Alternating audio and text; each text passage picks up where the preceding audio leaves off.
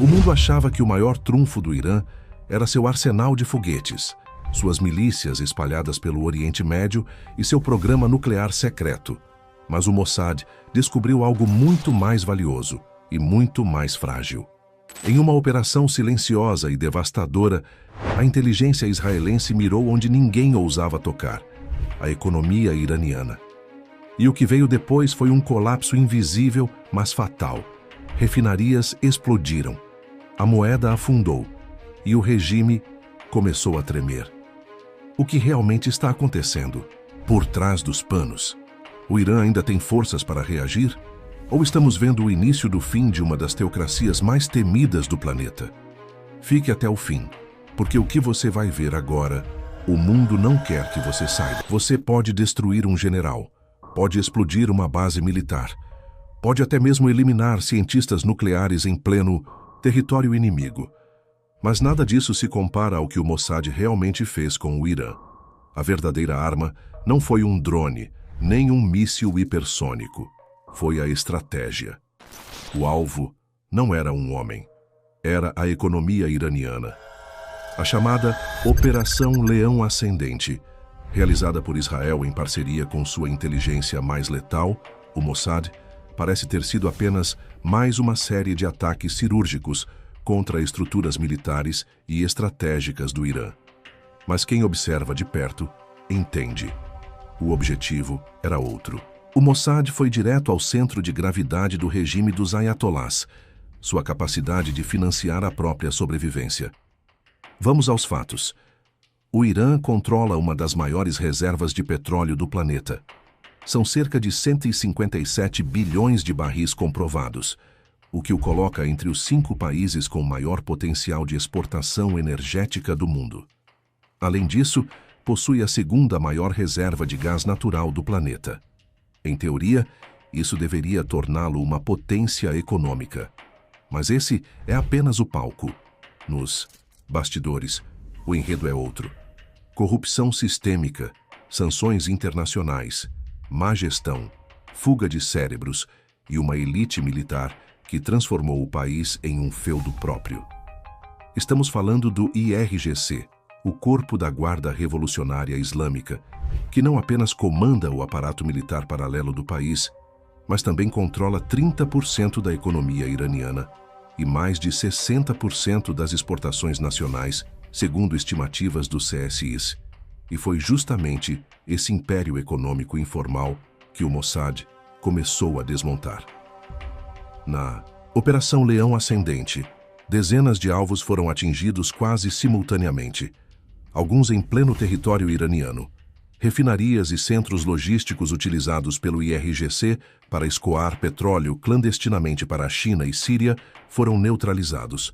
Linhas de distribuição subterrâneas, aquelas que mantinham viva a economia paralela iraniana, mesmo sob sanções, foram detectadas, rastreadas e eliminadas com precisão. Mas não foi só isso. Relatórios do think tank Atlantic Council e do portal Iran International confirmaram que armazéns de peças industriais, bases de produção de mísseis, estruturas de exportação disfarçadas como empresas civis e até redes bancárias ligadas aos bonyads, fundações religiosas que funcionam como braços econômicos da teocracia, foram atingidos ou comprometidos por ações de sabotagem. O impacto? Imediato. Só entre janeiro e junho de 2025, a moeda iraniana perdeu 23% de seu valor, segundo o próprio Banco Central do Irã. O rial, que já havia sido desvalorizado em 2022, chegou a 500 mil por dólar no mercado paralelo, tornando-se uma das moedas mais fracas do planeta. Empresas fecharam, investidores fugiram, e o regime, já fragilizado, começou a mostrar rachaduras. Quando o Mossad escolheu sabotar a economia iraniana, não foi apenas uma jogada militar. Foi um ataque direto ao modelo de poder que sustenta a República Islâmica desde 1979. Porque o Irã não é uma ditadura comum. É um Frankenstein econômico, costurado por interesses religiosos, militares e ideológicos, onde as leis do mercado são substituídas por lealdade ao líder supremo e onde a lógica financeira é sufocada pela sobrevivência política. E dentro desse sistema deformado, há um nome que domina tudo: IRGC, o Corpo da Guarda Revolucionária Islâmica. O que começou como uma milícia para proteger os valores da Revolução se transformou no grupo econômico mais poderoso do país, operando portos, refinarias, empresas de construção, bancos clandestinos e até operadoras de telecomunicações. Segundo o think tank alemão SWP, o IRGC controla mais de 800 empresas, direta ou indiretamente, e tudo isso protegido por uma muralha de impunidade sustentada pelo Ayatollah Ali Khamenei e alimentada por bilhões de dólares desviados do petróleo. É esse sistema que o Mossad decidiu alvejar. Os resultados foram devastadores. O volume de exportações ilegais de petróleo caiu 38% em apenas 2 meses após os ataques de 2025, segundo dados compilados pelo site especializado Tanker Trackers. A frota fantasma usada pelo IRGC para burlar as sanções americanas foi parcialmente desmantelada. Satélites comerciais mostraram embarcações destruídas em portos no sul do Irã e colunas de fumaça saindo de instalações antes consideradas secretas. Mas a ferida mais profunda foi política. Com menos petróleo entrando, menos dinheiro circula. E em um regime onde o Estado compra lealdade com subsídios, o colapso da arrecadação é uma sentença de morte. Os Bonyads, que controlam cerca de 20% do PIB e empregam milhões de iranianos, começaram a atrasar salários. Hospitais pararam de funcionar por falta de insumos. A distribuição de alimentos subsidiados foi suspensa em 11 províncias. E nas favelas de Teherã, os protestos voltaram a crescer. A resposta do regime? Repressão. Prisões em massa, cortes de internet, tortura. Mas já é tarde demais. Mais de 4 milhões de iranianos vivem no exílio, segundo a Universidade Johns Hopkins. São médicos, engenheiros, empresários e jovens talentos que desistiram do país. A chamada fuga de cérebros está em seu ponto mais alto. Em 2024, 20% dos estudantes iranianos que viajaram ao exterior não voltaram. E agora, sem capital, sem inovação e sem credibilidade, o Irã tenta manter o poder com uma economia que apodrece por dentro. E o mais irônico, tudo isso foi possível com alguns agentes infiltrados, explosivos colocados com precisão milimétrica e uma rede de inteligência que conhece o Irã melhor do que muitos iranianos. O Mossad não derrubou tanques, derrubou a base econômica de um regime teocrático que achava estar acima da lei e da lógica. Em 1980, ninguém apostaria que Israel superaria o Irã economicamente. O Irã tinha petróleo, gás, população, território e influência. Israel, por outro lado, era um país pequeno, cercado por inimigos, sem recursos naturais e recém-saído de conflitos militares. Mas a história não se faz com recursos, se faz com decisões. Enquanto o Irã mergulhava em guerras, sanções e autoritarismo, Israel fazia o oposto. Em 1985, sob orientação de economistas americanos, o governo israelense lançou um plano de estabilização que privatizou estatais, cortou subsídios, abriu o mercado e investiu em educação e tecnologia. De lá para cá, o PIB de Israel saltou de os 29 bilhões de reais para mais de os 580 bilhões de reais em 2025, de acordo com dados do Banco Mundial. Já o PIB do Irã, mesmo com petróleo, estagnou em torno de os 460 bilhões de reais, afetado por inflação crônica, fuga de capitais e isolamento internacional. O que isso tem a ver com o Mossad? Tudo. Com acesso irrestrito a capital estrangeiro, tecnologia de ponta e apoio estratégico dos Estados Unidos, Israel criou uma das comunidades de inteligência mais eficazes do planeta. Mais de 400 multinacionais têm centros de pesquisa em território israelense. Israel lidera globalmente em cibersegurança, inteligência artificial, criptografia e guerra eletrônica. Foi com essa base tecnológica e econômica que o Mossad mapeou o sistema financeiro paralelo do Irã.